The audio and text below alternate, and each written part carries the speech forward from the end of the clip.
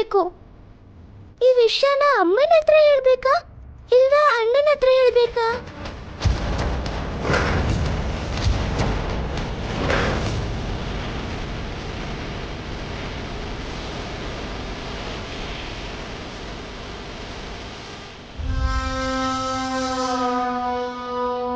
ಎಲ್ಲಿಗೆ ಹೋಗ್ತಿದ್ದಾಳೆ ಇವಳು?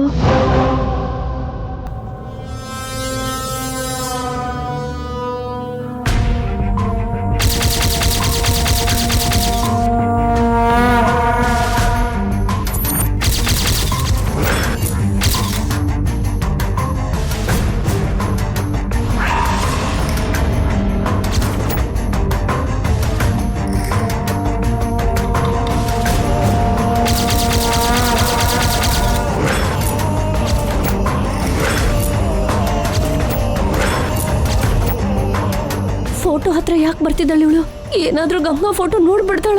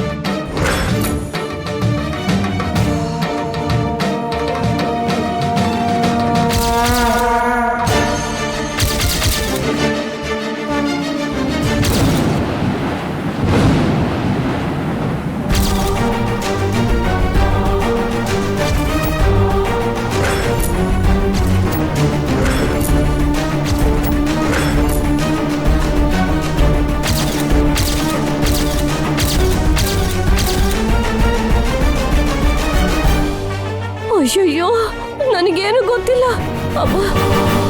ಅಮ್ಮ ದಿವ್ಯಾ,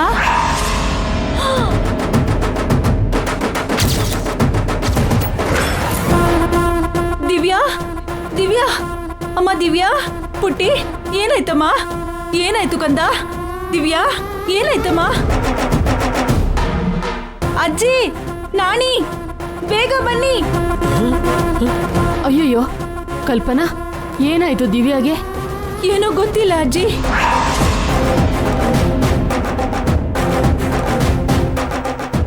ಮೈ ಸುಡ್ತಿದೆ ಮೇಡಮ್, ಜ್ವರ ಬಂದಿರೋ ಆಗಿದೆ.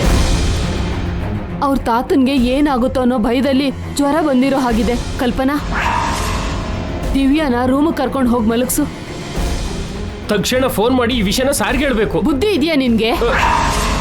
ಇಂಥ ಪರಿಸ್ಥಿತಿಲಿ ಜೈಗ್ ಫೋನ್ ಮಾಡ್ತಾರ? ಎಷ್ಟು ಭಯ ಪಡ್ತಾನ ಅವನು. ಹೋಗ್ಲಿ, ದಿವ್ಯಾ ಅವ್ರ ಅಮ್ಮನಿಗಾದ್ರೂ ಫೋನ್ ಮಾಡಿ ಹೇಳ್ತೀನಿ. ತಲೆ ಕೆಟ್ಟಿದ್ಯಾ ನಾಣಿ ನಿನ್ಗೆ? ಜೈಯೇ ಭಯ ಪಡ್ತಾನೆ, ಅವ್ರ ಅಮ್ಮನ್ಗೆ ಎಷ್ಟು ಭಯ ಆಗ್ಬೋದು? ಮತ್ತೆ ಏನ್ ಮಾಡೋಣ ಮೇಡಮ್? ಭಯದಿಂದ ಬಂದಿರೋ ಜ್ವರನೇ ಇದು, ಏನು ಆಗಲ್ಲ, ಸ್ವಲ್ಪ ಹೊತ್ತಲ್ಲಿ ಸರಿ ಹೋಗುತ್ತೆ.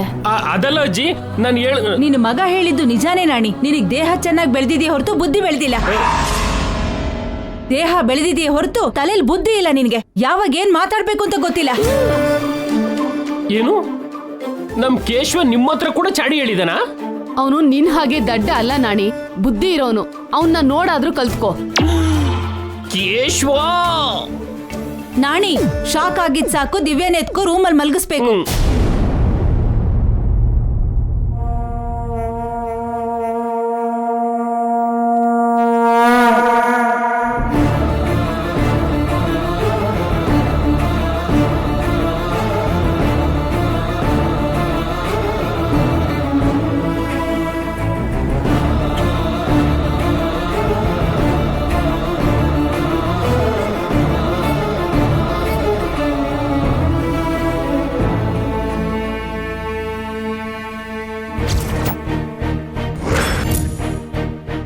ಇಲ್ಲೇ ಇದ್ದು ದಿವ್ಯಾನ ನೋಡ್ಕೊ.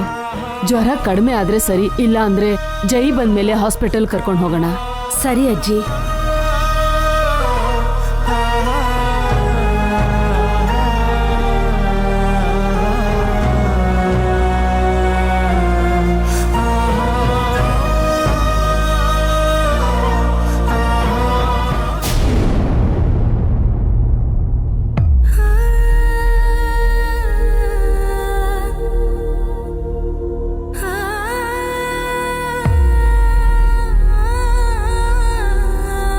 ಪಾಪ ಅವರು ಬೆಳಗ್ಗೆ ಬಂದ್ರು, ಸಂಜೆಗೆಲ್ಲ ಲಕ್ವ ಬಂದು ಹೀಗಾಯ್ತು.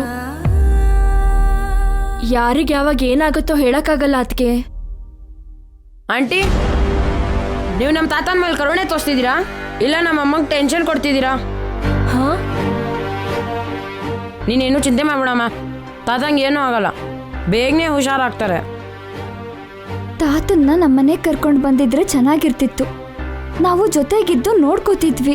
ಹೌದು ಅದಕ್ಕೆ, ಪಾಪ ನಿಮ್ಗೋಸ್ಕರ ಬಂದಿದ್ರು, ನೀವೇ ನೋಡ್ಕೊಂಡಿದ್ರೆ ಚೆನ್ನಾಗಿರ್ತಿತ್ತು.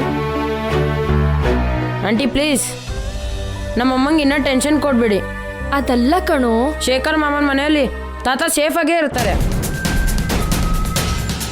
ಅಷ್ಟಕ್ಕೂ ಆ ಮನೆಗೆ ಹೋಗಿರ್ಲಿಲ್ಲ ಅಂದರೆ ತಾತಂಗೆ ಹೀಗಾಗ್ತಿರ್ಲಿಲ್ಲ. ಹಾಗನ್ಬೇಡ ಅಬ್ಬಿ. ತಾತಂಗೆ ಹಾಗಾಗ್ಬೇಕು ಅಂತ ಬರ್ದಿದ್ರೆ ಯಾರು ಮಾತ್ರ ಏನ್ ಮಾಡಕ್ಕಾಗುತ್ತೆ? ನೀನು ದಿವ್ಯನ್ ಕರ್ಕೊಂಡು ಹೋಗು ಅಂತ ತಾತಂಗೆ ಹೇಳಿದಕ್ಕೆ ಅಲ್ವಾ ತಾತ ಆ ಮನೆಗೆ ಹೋಗಿದ್ದು. ಅಲ್ಲೇನೋ ಆಗಿದೆ, ತಾತ ಇಲ್ಲೇ ಇರ್ತಿದ್ರೆ ತಾತಂಗೆ ಏನೂ ಆಗ್ತಿರ್ಲಿಲ್ಲ.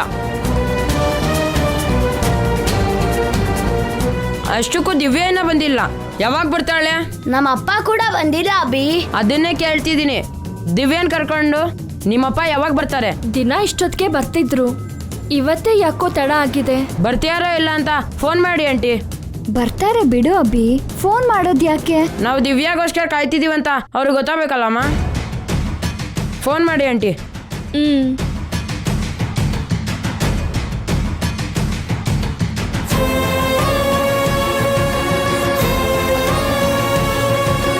ಸ್ಪೀಕರ್ ಆನ್ ಮಾಡಮ್ಮ.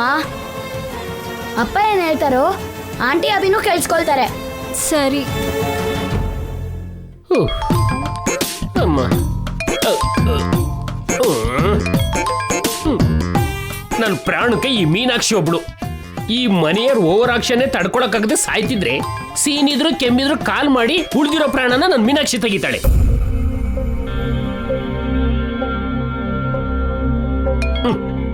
ಹೇಳೇ ಮೀನಾಕ್ಷಿ, ದಿವ್ಯಾಗೋಸ್ಕರನೇ ಫೋನ್ ಮಾಡ್ದ?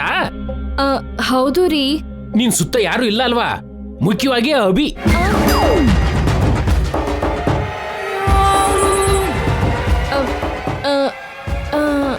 ಏನೇ ಈ ಹೂ ಅಂತ ಹೇಳ್ತಿದ್ಯಾ? ಅಂದ್ರೆ ಅವನು ನಿನ್ ಪಕ್ಕದಲ್ಲೇ ಇದ್ದಾನ ಏನು? ಇಲ್ಲ ಅಂತ ಹೇಳಮ್ಮ, ಇಲ್ಲ ಅಂತ ಹೇಳು. ಅಯ್ಯೋ ಯಾರು ಇಲ್ಲ ರೀ. ಯಾರಿದ್ರು ಪರವಾಗಿಲ್ಲ, ಆದ್ರೆ ಅಭಿ ಇಲ್ಲ ಅಂದ್ರೆ ಸಾಕು. ಇದ್ರೆ ಯಕ್ಷ ಪ್ರಶ್ನೆ ಕೇಳಿ ಸಾಯಿಸ್ಬಿಡ್ತಾನೆ.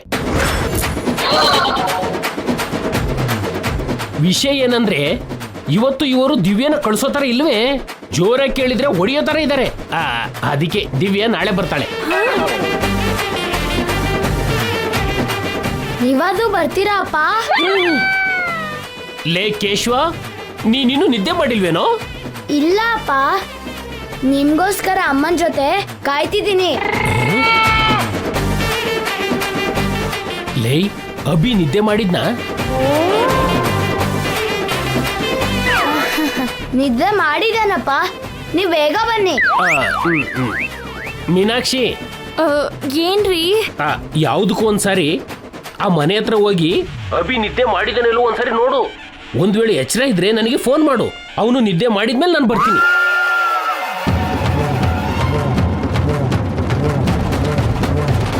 ಮೊದಲು ನೀವು ಬನ್ನಿ ಅಪ್ಪ, ನಿಮ್ಗೆ ವೇಟಿಂಗ್. ನಿನಗೇನು ಅಷ್ಟ ಆತ್ರ? ಇವತ್ತು ನಿನಗೆ ಚಾಕ್ಲೇಟ್ ಬಿಸ್ಕೆಟ್ ಏನು ತರ್ತಿಲ್ಲ. ನಂಗೇನ್ ಬೇಡ ಅಪ್ಪ, ನಿಮ್ಗೆ ಲಡ್ಡು ಸ್ವೀಟ್ಸು ಕೊಡ್ತೀನಿ, ಬೇಗ ಬನ್ನಿ.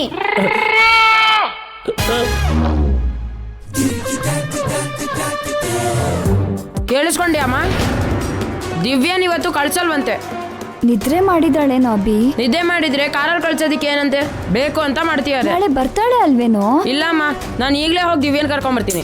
ಅಭಿ, ಇಂಥ ರಾತ್ರಿ ಹೊತ್ತಲ್ಲಿ ಹೋಗೋದು ಅಗತ್ಯನಾ? ಬೇಡ ಅಭಿ. ಪರವಾಗಿಲ್ಲಮ್ಮ, ತಂಗಿ ಅಲ್ಲಿ ಇರಬಾರ್ದು. ನಾನು ಆಟೋದಲ್ಲಿ ಹೋಗಿ ತಂಗಿನ ಕರ್ಕೊಂಬರ್ತೀನಿ. ಏನು ಬೇಡ, ಮನೇಲೇ ಇರು. ಅದಲ್ಲಮ್ಮ. ಅಭಿ, ಮೊದಲೇ ತಾತನ ಟೆನ್ಷನ್ ಅಲ್ಲಿದ್ದೀನಿ, ನನಗೆ ಇನ್ನೂ ಟೆನ್ಷನ್ ಕೊಡ್ಬೇಡ.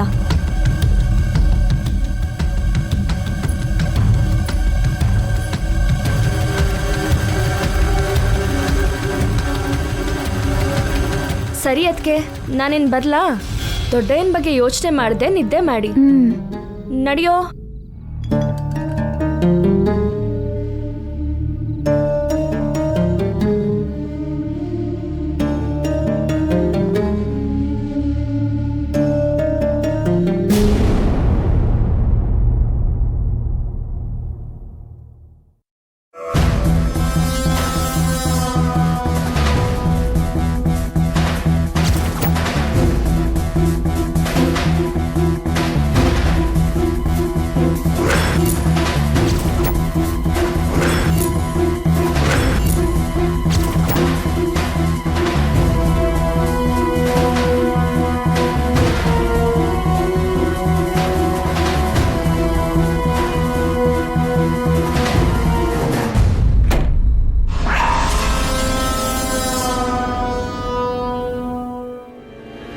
ಯಾರು? ಯಾರದು? ನಾನೇ ಅದಕ್ಕೆ, ನಾನೇ.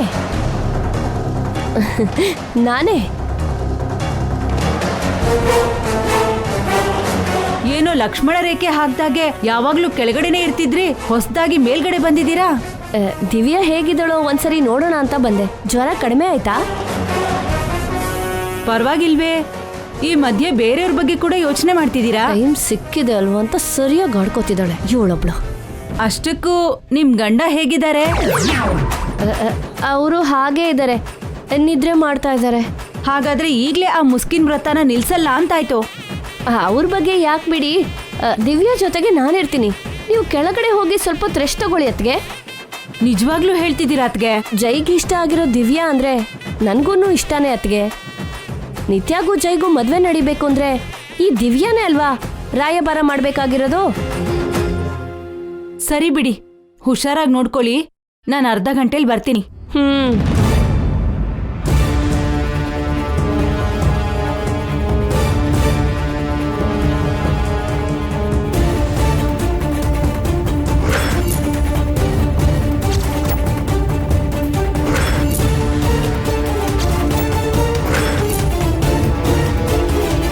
ಈ ಮಗು ತನ್ನ ತಾಯಿ ಹೋಲಿಕೆ ಇರೋ ನಿತ್ಯನ ನೋಡಿದಾಳೆ. ಗೋಡೆ ಮೇಲಿದ್ದ ಗಂಗಾ ಫೋಟೋನು ನೋಡಿದಾಳೆ. ಫೋಟೋದಲ್ಲಿರೋದು ತನ್ನ ಅಮ್ಮನೇ ಅಂತ ಈ ಮನೆಯವರಿಗೆ ಹೇಳಿದ್ರೆ, ನೀನು ನಮ್ಮಮ್ಮನ ಹಾಗೇ ಇದೆಯಾ ಅಂತ ನಿತ್ಯ ಹತ್ರ ಹೇಳಿದ್ರು ದೊಡ್ಡ ಅಪಾಯನೇ ಆಗತ್ತೆ. ಅದಕ್ಕೆ ಅವಳು ನೋಡಿದ್ದು ನಿಜ ಅಲ್ಲ ಅಂತ ಹೇಗಾದ್ರೂ ಆ ದಿವ್ಯಾನ ನಂಬಿಸ್ಬೇಕು. ಅಮ್ಮ ಅಮ್ಮ ಅಮ್ಮ ಆಂಟಿ ಅಮ್ಮ ಅಮ್ಮ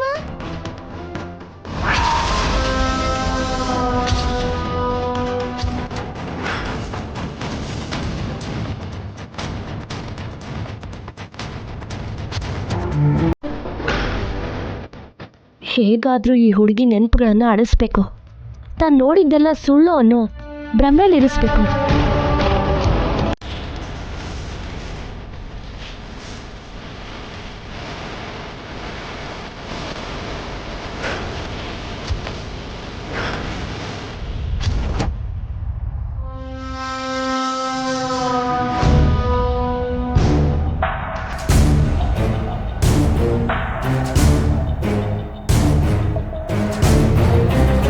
ದಿವ್ಯಾ, ದಿವ್ಯಾ, ದಿವ್ಯಾ,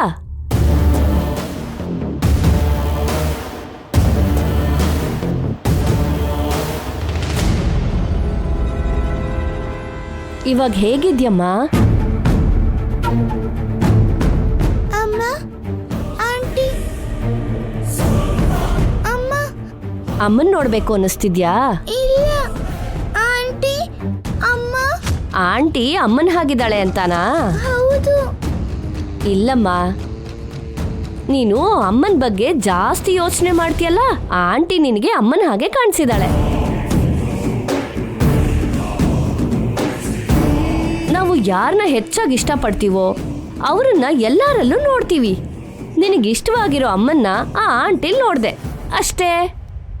ಆ ಆಂಟಿ ಅಮ್ಮನ ಹಾಗಿಲ್ಲ. ಮತ್ತೆ ಗೋಡೆ ಮೇಲೆ ಅಮ್ಮನ ಫೋಟೋ ಇತ್ತು. ಅದು ಕೂಡ ಸುಳ್ಳಮ್ಮ. ಅಲ್ಲಿರೋದು ಬೇರೆ ಆಂಟಿ ಫೋಟೋ. ಅವರು ನಿಮ್ಮ ಅಮ್ಮನ ಹಾಗೆ ಕಾಣಿಸಿರ್ಬೋದು ಅಷ್ಟೇ.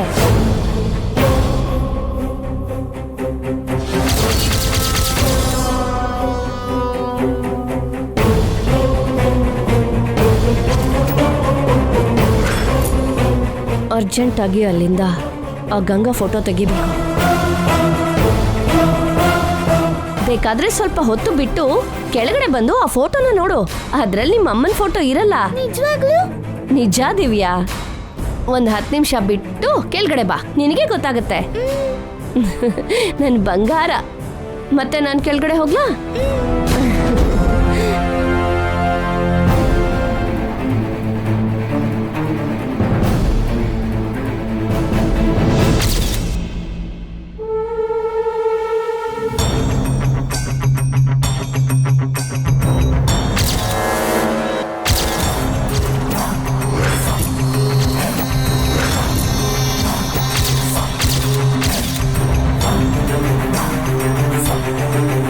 ಅರ್ಜೆಂಟಾಗಿ ಅಲ್ಲಿಂದ ಗಂಗಾ ಫೋಟೋನ ತೆಗಿಬೇಕು.